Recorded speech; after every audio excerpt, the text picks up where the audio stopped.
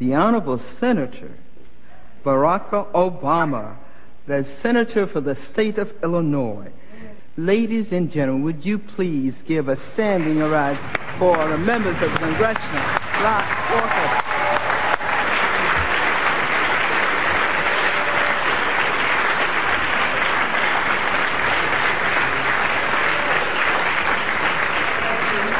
Good morning, members of the Congressional Black Caucus. I am humbled to come here today to reaffirm the friendship and the partnership between Fannie Mae and the Congressional Black Caucus. Fannie Mae is determined to keep tearing down the barriers to deliver on the American dream, and that means we need to work together with the CBC. So many of you have been good friends to Fannie Mae and our mission. You've been friends through thick and thin. We have indeed come upon a difficult time for Fannie Mae. There is much to be done inside my company, and I humbly ask you to help us and to help me. If there are areas where we are missing, if there are areas where we can do better, we'd like to hear it from our friends, and I'd be so bold as to say our family first.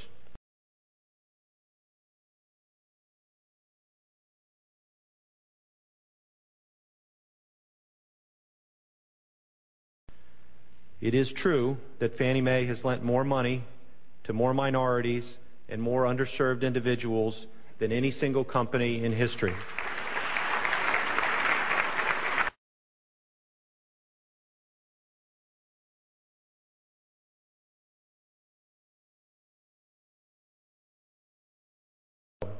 We will work hard inside our company to resolve the serious matters before us, to put our house in order, and to forge a new future.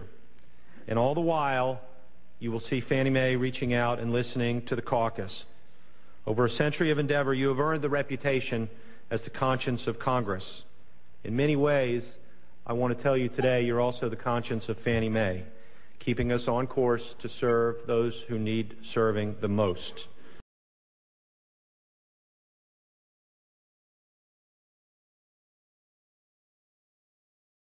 Heather, Lehman Brothers collapse is traced back to Fannie Mae and Freddie Mac, the two big mortgage banks that got a federal bailout a few weeks ago.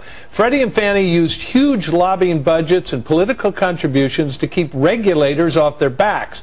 A group called the Center for Responsive Politics keeps track of which politicians get Fannie and Freddie political contributions. The top 3 U.S. senators getting big Fannie and Freddie political bucks were Democrats, and number 2 is Senator Barack Obama. Now remember, he's only been in the Senate 4 years, but still managed to grab the number 2 spot ahead of John Kerry, decades in the Senate, and Chris Dodd, who's chairman of the Senate Banking Committee. Fannie and Freddie have been creations of the congressional Democrats in the Clinton White House, designed to make mortgages available to more people, and as it turned out, some people who couldn't afford them. Fannie and Freddie have also been places for big Washington Democrats to go to work in the semi-private sector and pocket millions. The Clinton administration's White House budget director, Franklin Raines, ran Fannie and collected $50 million. Jamie Gorelick, Clinton Justice Department official, worked for Fannie and took home $26 million. Big Democrat Jim Johnson, recently on Obama's VP search committee, has hauled in millions from his Fannie Mae CEO job. Now remember, Obama's ads and stump speeches attack McCain and Republican policies for the current financial turmoil.